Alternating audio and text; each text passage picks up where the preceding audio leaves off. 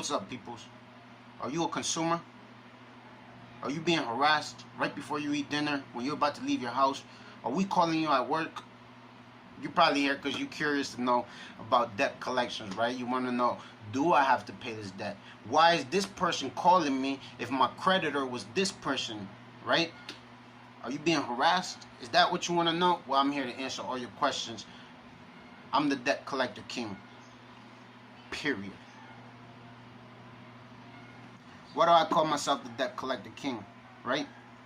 Because over the years, let me tell you a little bit about myself. Over the years, I've been able to, and personally, I feel like I've been able to master the arts of debt collections, right? What I do is I work for third-party agencies, where the people that are hired to collect money from a creditor.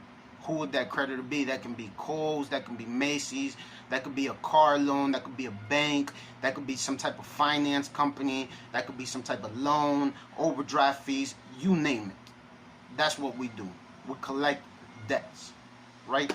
So I've been working this for about 7 years now, going on, and I have to say I enjoy debt collections. It's fun. I love speaking to certain consumers, right, who are really worried about their credit and just building their credit and definitely trying to get rid of these loans, right? So those are my favorite type of consumers, right? So you yourself, you could be known as a consumer, right? A debtor, right? And that's the most common terms we use to speak about you. That's to name you, right? We don't say customers. We don't say customers because you're no longer a customer, you're a consumer, right? Anything you get under debt collection and you're gonna sign off with something and somebody's gonna loan you some type of money, you're now a consumer, right? So debt collection, really, there's two types of debt collections, right? You got first party debt collections and you got third party debt collections. There's no in between. There's no second party debt collections, right? So a first party debt collector is somebody, let's say Macy's, right? You got a card with Macy's, right? A credit card with Macy's. They gave you a $2,000 credit, right? So with Macy's being a first party, what they're gonna do is they're gonna have their own little collections agency, their little contact center, their little call center, and they're gonna call hundreds and possibly thousands of consumers a day to try to collect on this debt, right? After 5, 6, 7 months that Macy's has had unsuccessful attempts at trying to collect this debt, what they will do is they will sell that debt or work a contract with a third-party collection agency like us, right?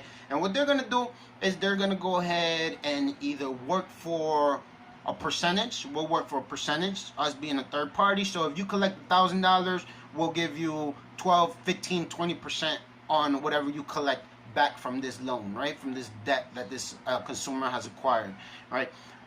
Or your debt will be sold off to pennies on the dollar. Literally pennies on the dollar. I'm talking about lowest I've seen are debts being sold for 25 cents on the dollar. So if a consumer owes Macy's $1,000, right, or a bank or Bank of America or a car loan or whatever, they'll sell it to us on pennies on the dollar. We're talking about 25 cents.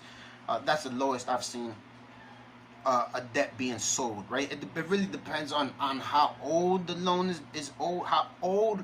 It really depends on how old the loan is, right? If the loan is less than a year old, then it's going to be a little bit more successful, right? Chances are they're going to be more successful at collecting this loan, or collecting at least a percentage of this loan. 50, 60, 70% of the loan might be collected again, right? So that they're winning, right? So let's say somebody buys your $1,000 loan for $250, right?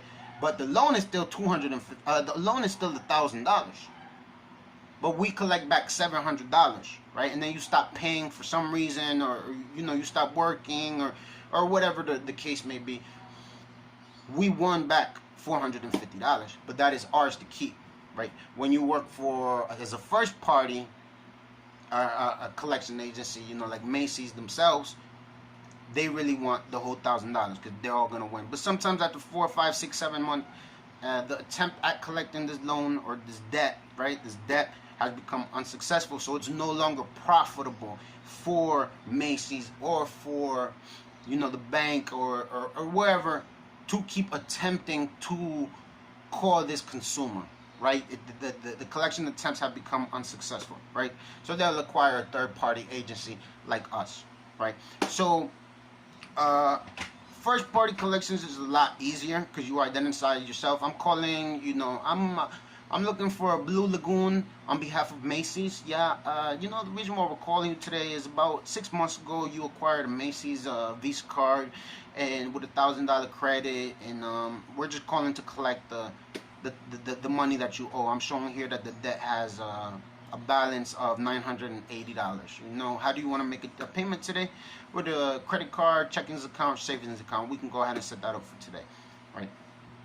As a third-party collection agency, it's a little bit tougher, and let me tell you why.